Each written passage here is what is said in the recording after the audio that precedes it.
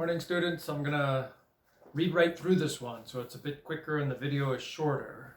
And so today we're gonna move in finally to the Tesseract, how to travel faster than the speed of light, how to take time and wrinkle it. That's the title of this book, Wrinkling Time, and a Tesseract does that.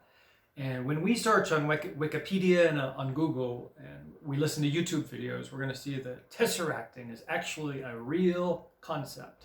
And physicists, people who study physics, they're thinking about this. They have been, they are now. It could be a reality in the future. It could be a reality right now, we don't know. But if you watch the Marvel movies, there's tesseracts. Okay, the Tesseract. Yes, Mrs. Witch said, he is behind the darkness. Who's he? Father. Father's behind the darkness, so that even we cannot see him. And Meg began to cry, to sob aloud. Through her tears, she could see Charles Wallace standing there, very small and very white. Calvin put his arms around her. Wow, it's getting hot in here. But she shuddered and broke away, sobbing wildly. And then she was enfolded in the great wings of Mrs. Whatsit, and she felt comfort and strength pouring through her. Mrs. Whatsit was not speaking aloud, and yet, through the wings, Meg understood words. My child, do not despair. Do you think we would have brought you here if there were no hope? We're asking you to do a difficult thing, but we're confident that you can do it. Your father needs help. He needs courage. For his children, he may be able to do what he cannot do for himself. Now, Mrs. Witch said, are we ready? Where are we going? Calvin asked. Again, Meg felt an actual physical tingling of fear as Mrs. Witch spoke. We must go behind the shadow. But we will not do it all at once, Mrs. Whatsit comforted them. We will do it in short stages. She looked at Meg. Now we will tesser. We will wrinkle again. Do you understand? No, Meg said.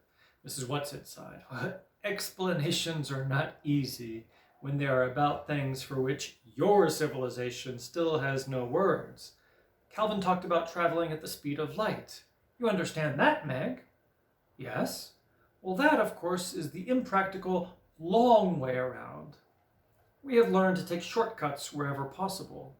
Sort of like in math. Yeah, like in math. Mrs. Whatsit looked over Mrs. Who. Take your skirt and show them. La experiencia es la madre de la ciencia. Spanish, Cervantes. Experience is the mother of knowledge. Mrs. Who took a portion of her white robe in her hands and held it tight. You see, Mrs. Whatsit said, if a very small insect were to move from the section of skirt in Mrs. Who's right hand to that in her left, it would be quite a long walk for him if he had to walk straight across. Swiftly, Mrs. Who brought her hands, still holding the skirt together. Now you see, Mrs. Whatsit said, he would be there without that long trip. And that is how we travel. So in the book, there's a little illustration about wrinkling time, how this works. Charles Wallace accepted the explanation serenely. Even Calvin did not seem perturbed. Oh dear, Meg sighed. I guess I am a moron. I just don't get it. Well, that is because you think of space only in 3 dimensions, Mrs. Whatsit told her. We travel in the 5th dimension. This is something you can understand, Meg. Don't be afraid to try. Was your mother able to explain a tesseract to you? Well, she never did, Meg said, and she got so upset about it. Why, Mrs. Whatsit? She said it had something to do with father. It was a concept that they were playing with, Mrs. Whatsit said, going beyond the 4th dimension to the 5th. Did your mother explain it to you, Charles? Well, yes, Charles looked a little embarrassed. Please don't be hurt, Meg. I just kept at her while you were at school until I finally got it out of her. Meg sighed. Well, just explain it to me. Okay. What is the 1st dimension? Well, a line. Okay, the 2nd dimension. Well, you square the line. A A flat square would be the second dimension. And the third, well, you'd square the second dimension. And the square wouldn't be flat anymore. It would have a bottom and sides and a top. And the fourth, well, I guess if you want to put it into mathematical terms, you'd square the square. But you can't take a pencil and draw it the way you can the first three. I know it's got something to do with Einstein and time. I guess maybe you could call the fourth dimension time. So we are going to learn to draw these. We're just going to go online and do research, but we are going to square the square and we're going to draw them. That's right, Charles said. Good girl. Okay then, for the fifth dimension, you'd square the fourth, wouldn't you? I guess so. Well, the fifth dimension's a tesseract. You add that to the other four dimensions and you could travel through space without having to go the long way around. In other words, to put it into Euclid, or old-fashioned plane geometry, a straight line is not the shortest distance between 2 points. Confused, guys? Just watch the Marvel movies. They tesseract all over the universe. For a brief, illuminating second, Meg's face had the listening, probing expression that was so often seen on Charles's. I see, she cried. I got it. For just a moment, I got it. I can't possibly explain it now, but for a second, I saw it. She turned excitedly to Calvin. Did you get it? He nodded. Well, enough. I don't understand it the way that Charles Wallace does, but enough to get the idea. So now we go, Mrs. Witch said. There is not all the time in the world. Could we hold hands? Meg asked. Calvin took her hand and held it tightly in his. You can try, Mrs. Whatsit said, though I'm not sure how it will work, you see. Though we travel together, we travel alone. We will go first and take you afterward in the backwash. That may be easier for you. As she spoke, the great white body began to waver, the wings to dissolve into mist. Mrs. Who seemed to evaporate until there was nothing but the glasses, and then the glasses, too, disappeared. It reminded Meg of the Cheshire Cat. I've often seen a face without glasses, she thought, but glasses without a face? I wonder if I go that way, too. First me, and then my glasses? She took over at Mrs. Witch, and Mrs. Witch was there, and then she wasn't. There was a gust of wind and a great thrust and a sharp shattering as she was shoved through what? Then darkness, silence, nothingness. If Calvin was still holding her hand, she could not feel it. But this time she was prepared for the sudden and complete dissolution of her body just dissolving, just separating in molecules. When she felt the tingling come back to her fingertips, she knew that this journey was almost over, and she could feel again the pressure of Calvin's hands about her. Without warning, coming as a complete and unexpected shock, she felt a pressure she had never imagined, as though she were being completely flattened out by an enormous steamroller. This was far worse than the nothingness had been.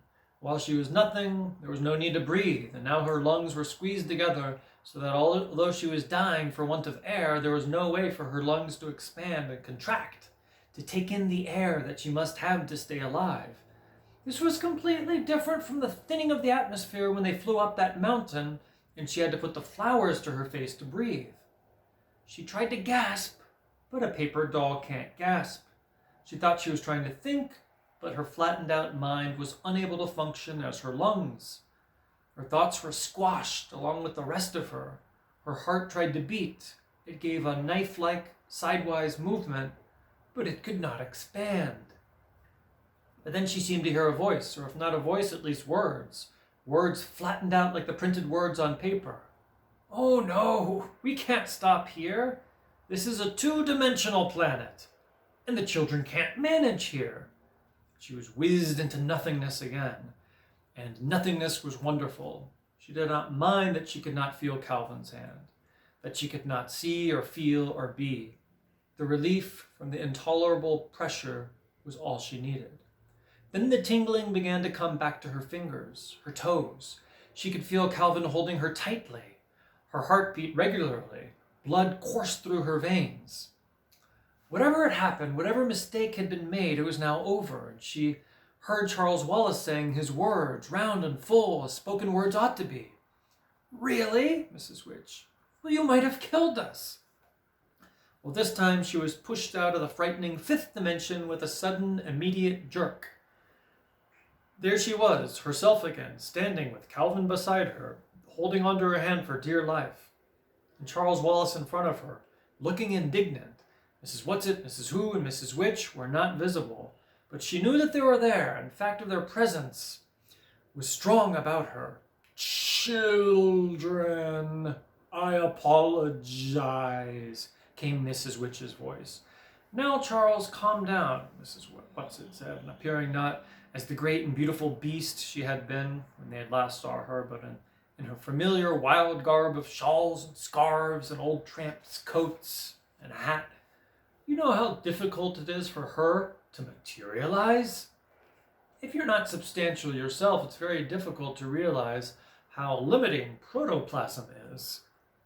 I am sorry, Mrs. Witch's voice came again, but there was more than a hint of amusement in it.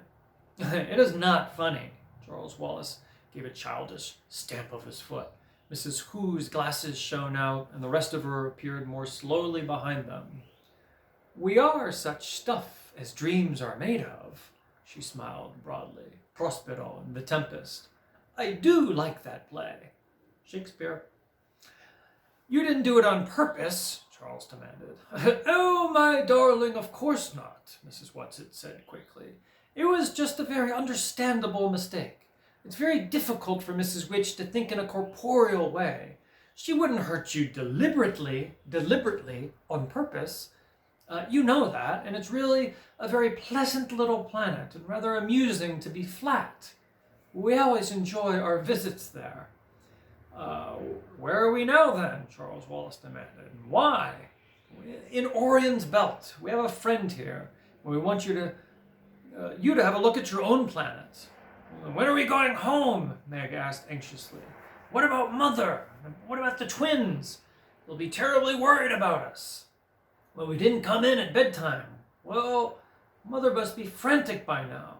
She and the twins and Fort will have been looking and looking for us, and of course, we aren't there to be found. Well, now, don't worry, my pet, Mrs. Whatsit said cheerfully. We took care of that before we left. Your mother has had enough to worry her, with you and Charles to cope with. And not knowing about your father, without our adding to her anxieties, we took a time wrinkle as well as a space wrinkle. It's very easy to do if you just know how. What do you mean? Meg asked plaintively. Please, Mrs. Whatsit, it's all so confusing. Well, just relax and don't worry over things that needn't trouble you, Mrs. Whatsit said. We made a nice, tidy little time tester, and unless something goes terribly wrong, we'll have you back about 5 minutes before you left. So there'll be time to spare, and nobody will ever need to know you're gone at all. Though of course you'll be telling your mother, dear lamb that she is, and if something goes terribly wrong, it won't matter whether we ever get back at all. It's like Narnia. You could be in Narnia for years, then you jump back into the earth, and it's like you've been gone 5 minutes. It's the same idea. Don't frighten them, Mrs. Witch's voice came. Are you losing faith? Oh, no, I'm not. But Meg thought her voice sounded a little faint. I hope this is a nice planet, Calvin said. We can't see much of it. Does it ever clear up? Meg looked around her, realizing that she had been so breathless from the journey and the stop on the two-dimensional planet that she had not noticed her surroundings. And perhaps this was not very surprising, for the main thing about the surroundings was exactly that they were unnoticeable. They seemed to be standing on some kind of nondescript, flat surface. The air around them was gray. It wasn't exactly fog, but she could see nothing through it. Visibility was limited to the nicely definite bodies of Charles Wallace and Calvin, the rather unbelievable bodies of Mrs. Whatsit, Mrs. Who, and a faint, occasional glimmer that was Mrs. Witch. Come, children, Whatsit said. We don't have far to go. We might as well walk. It'll do you good to stretch out your little legs. As they moved through the grayness, Meg caught an occasional glimpse of slag-like rocks. There were no traces of trees or bushes. Nothing but flat ground under their feet, no sign of vegetation at all. Finally, ahead of them there loomed what seemed to be a hill of stone. As they approached it, Meg could see that there was an entrance that led into a deep, dark cavern. "Are we going in there?" she asked nervously. "Don't be afraid," Mrs. Watson said. "It's easier for the happy medium to work within." Remember from the previous chapters? A happy medium? "Oh, you'll like her, children. She's very jolly, and if I ever saw her looking unhappy, I'd be very depressed myself. As long as she can laugh, I'm sure everything's going to come out right in the end." "Mrs. What's-it?" came Mrs. Witch's voice severely. "Just because you're very young, there's no excuse for talking too much." Mrs. What's-it looked hurt. She subsided.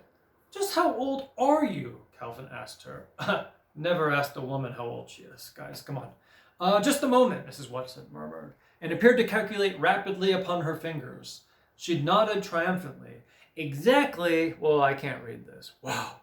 Okay, I'll try. 2,379,152,497 years. 8 months and 3 days. Wow, she looks good. "That is according to your calendar, of course, which even you know isn't very accurate." She leaned closer to Megan Calvin and whispered, "It was really a very great honor for me to be chosen for this mission. It's just because of my verbalizing and materializing so well, you know? But of course we can't take any credit for our talents and how we use them. It is how we use them that counts. And I could make far too many mistakes, and that's why Mrs. Who and I enjoyed seeing Mrs. Witch make a mistake when she tried to land you on a two-dimensional planet. It was that we were laughing at, not at you. She was laughing at herself, you see. She's really terribly nice to us younger ones." Meg was listening with such interest to what Mrs. What's-it was saying that she hardly noticed when they went into the cave. The transition from the grayness of outside to the grayness of inside was almost unnoticeable. She saw a flickering light ahead of them, ahead and down, and it was toward this that they went. As they drew closer, she realized it was a fire.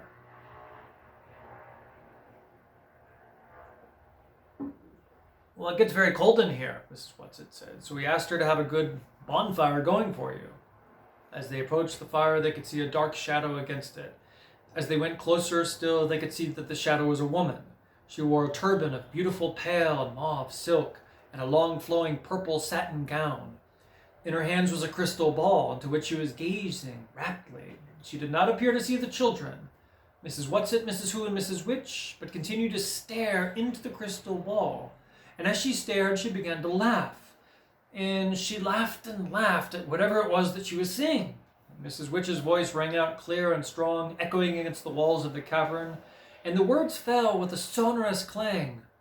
"We are here." The woman looked up from the ball, and when she saw them, she got up and curtsied deeply. Mrs. What's-it, Mrs. Who dropped small curtsies in return, and the shimmer seemed to bow slightly. "Oh, medium dear," Mrs. What's-it said. "These are the children. Charles Wallace Murray." Charles Wallace bowed. "Margaret Murray." Meg felt that Mrs. What's-it, Mrs. Who had curtsied. She ought to. Also, so she did, awkwardly. "And Calvin O'Keefe." Calvin bobbed his head. "We want them to see their home planet," Mrs. What's-it said.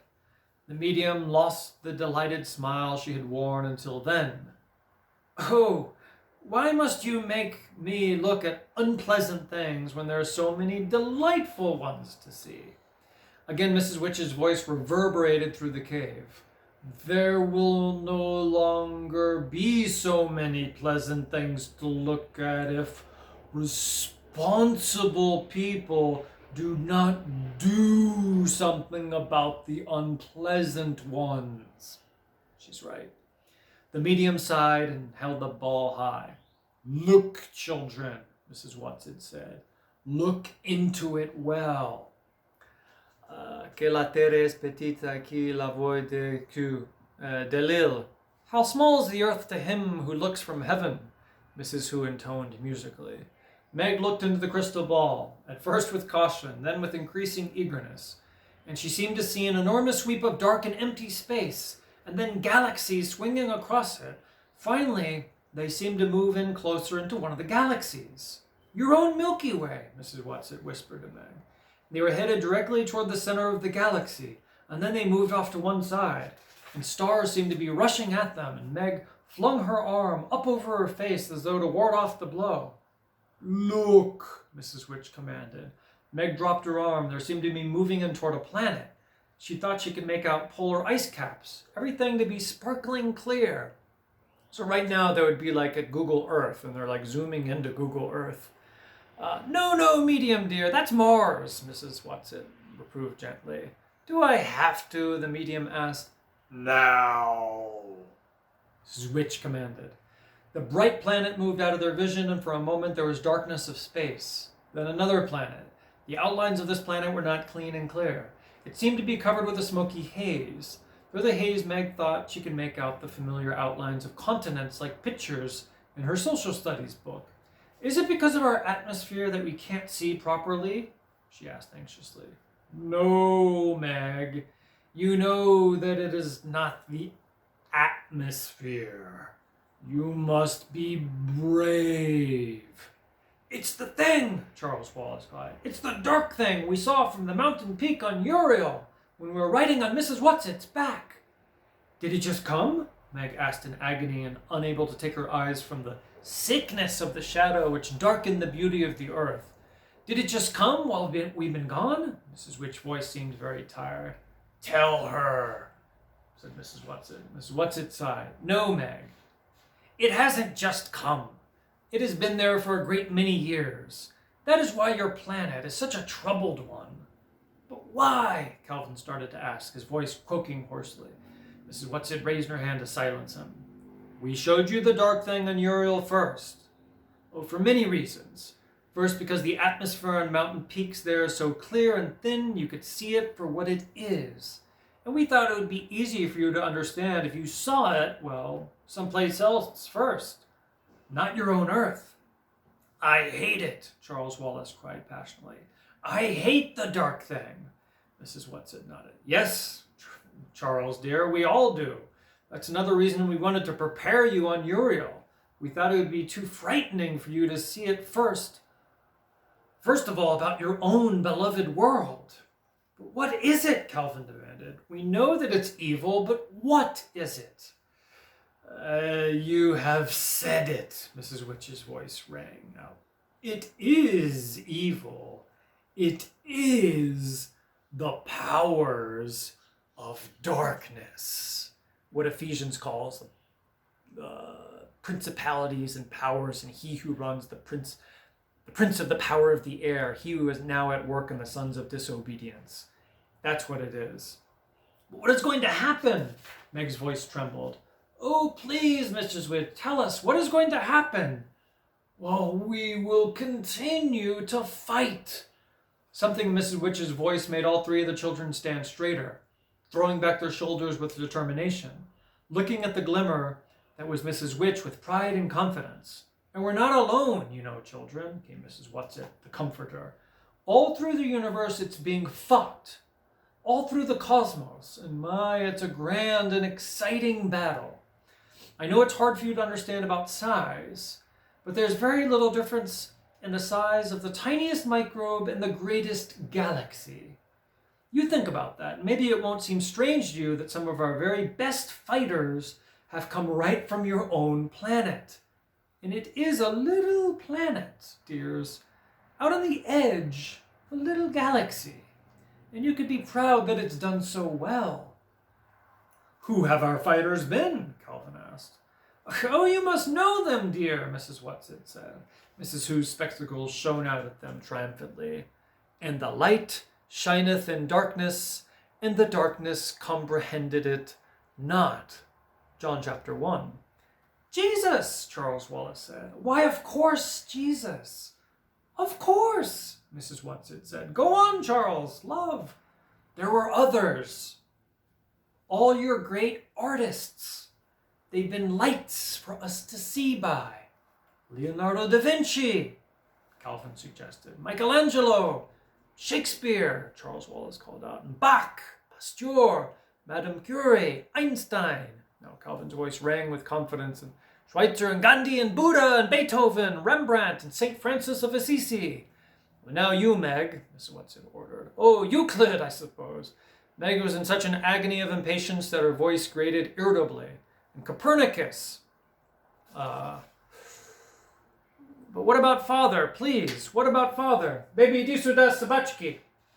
What about Father? We are going to your father, said Mrs. Witch. Where is he? Meg went over to Mrs. Witch and stamped as though she were as young as Charles Wallace. Mrs. Watson answered in a voice that was low but quite firm.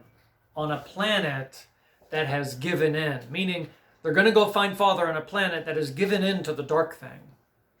But you must prepare to be very strong. And all the traces of cheer had left the happy medium's face.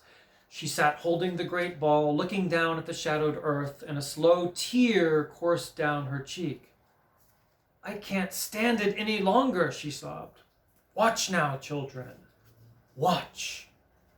So in the next chapter of The Happy Medium, we're going to go through and see what she sees through her crystal ball. But what they don't like is the dark thing. Now let me say, the dark thing even affects the doggies.